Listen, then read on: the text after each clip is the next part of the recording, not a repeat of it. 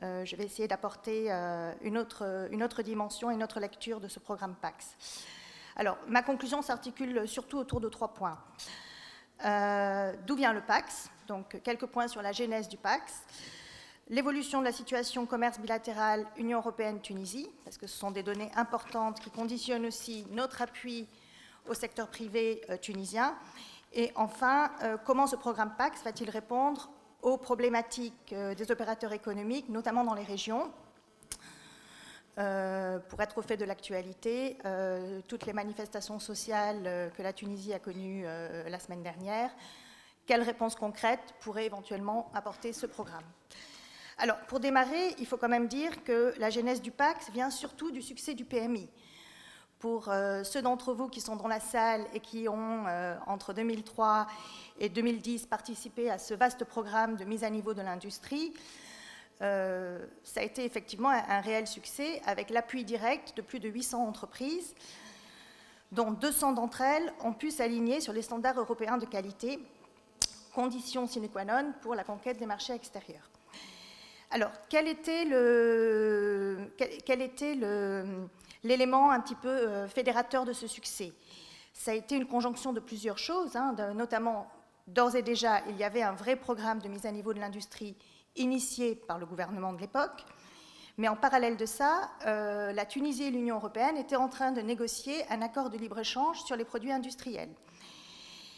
Et c'est un petit peu, ça a été le gage de réussite de ce programme PMI. Et on se retrouve un petit peu en 2010 avec la même problématique, le même questionnement sur le volet service.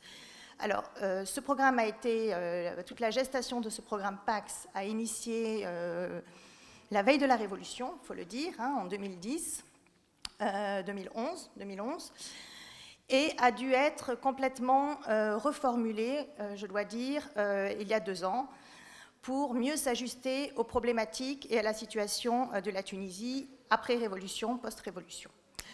Et c'est donc le programme que nous connaissons à l'heure actuelle. Alors, quelques mots sur l'évolution de la situation du commerce bilatéral Tunisie-Union européenne. Depuis 1995, notre commerce bilatéral a plus que doublé et les exportations tunisiennes vers l'Union européenne ont presque triplé. L'Union européenne, comme vous le savez, est le premier partenaire commercial de la Tunisie et la principale source de ses importations. De plus, quelques 3000 entreprises de l'Union européenne ont fait le choix de venir s'installer en Tunisie. Alors, je sais très bien que ces dernières années, certaines ont décidé aussi de partir et de se relocaliser dans d'autres pays de la région, mais néanmoins, elles ont contribué à créer plus de 300 000 emplois à l'époque. Donc, il faut faire en sorte que ces entreprises-là reviennent s'installer en Tunisie ou que d'autres entreprises, notamment sur les secteurs des services, viennent s'installer en Tunisie et voient la Tunisie comme un vrai levier et un vrai pont entre le commerce Union européenne-Tunisie. Alors, ce que je voulais dire aussi, c'est que quels sont les défis du secteur des services? Alors, je ne vais pas reprendre tous les éléments qui ont été déjà annoncés et énumérés par le ministre du Commerce ce matin lors de sa présentation. Simplement, quelques éléments à retenir. En effet, le secteur, c'était vraiment un challenge de s'attaquer à ce secteur des services, car le secteur des services n'est pas du tout homogène, comme vous le savez, et représente des entreprises de différentes tailles et avec des besoins complètement différents. Donc c'est le grand challenge que nous devons affronter dans le cadre de ce programme. D'autre part, il faut dire qu'à l'instar des autres pays de la région, la Tunisie subit une forte pression des autres pays qui ont largement, eux, restructuré leur infrastructure et ont développé des secteurs de services très efficaces. Je ne nommerai pas les voisins de la région qui ont déjà su trouver un potentiel, notamment sur le secteur de la logistique, par exemple. Donc, qu'est-ce qu'il reste à faire? Il reste à soutenir certains secteurs qui, actuellement, en Tunisie, ont vocation à devenir des secteurs niches, des secteurs d'excellence, notamment le tourisme de santé, pourquoi pas, les call centers, tout le secteur des TIC, éventuellement le e-commerce aussi, comme ça a été mentionné, pourrait être un des secteurs à développer, afin de permettre à la Tunisie, sur certains secteurs niches, de se placer au plus haut des chaînes de valeur internationales et de regagner des parts de marché. Alors, comment faire en sorte que ce programme réponde aux problématiques concrètes des opérateurs basés en région, et notamment dans les régions défavorisées? Alors, ce programme, dès son identification, je dois dire, a visé à intégrer toute la dynamique régionale, donc non seulement sectorielle, mais aussi régionale.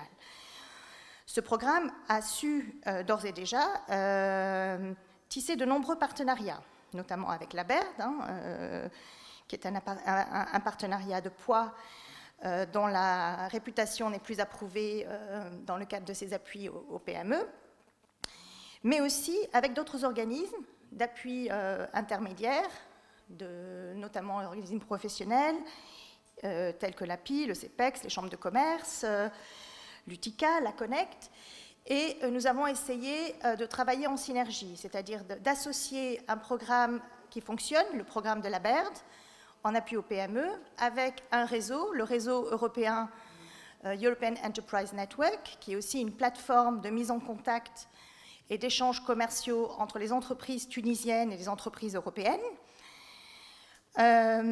Donc de faire en sorte que des synergies se créent et de travailler avec des partenaires en Tunisie qui ont aussi une vraie orientation régionale, avec des bureaux en région, par exemple. L'API a des bureaux en région, le CEPEX aussi. La BERD va ouvrir un bureau à Sfax. Donc voilà, ça va nous permettre d'assurer des relais dans nos régions. Alors en conclusion, je voudrais dire que le PACS est un programme ambitieux qui, malgré le retard subi, démarre à point nommé au moment des négociations de libre-échange entre l'Union européenne et la Tunisie sur la libéralisation des services. Et c'est là la vraie opportunité, parce que je crois qu'à un moment donné, pour motiver les entreprises à faire ce pas de la démarche qualité et de la mise à niveau, il faut quelque part qu'il y ait une motivation aussi de pouvoir gagner des parts de marché, exporter et exporter leur savoir-faire ailleurs, que ce soit en Europe ou en Afrique. Donc pour conclure, je voudrais simplement dire que nous restons à l'écoute des entreprises et des professionnels du secteur à travers ce programme et que nous avons bien conscience que le capital humain est au cœur du service et au cœur de cette notion de service. Je vous remercie très sincèrement de votre appui au PACS et je souhaite beaucoup de succès à ce jeune programme plein d'ambition. Merci.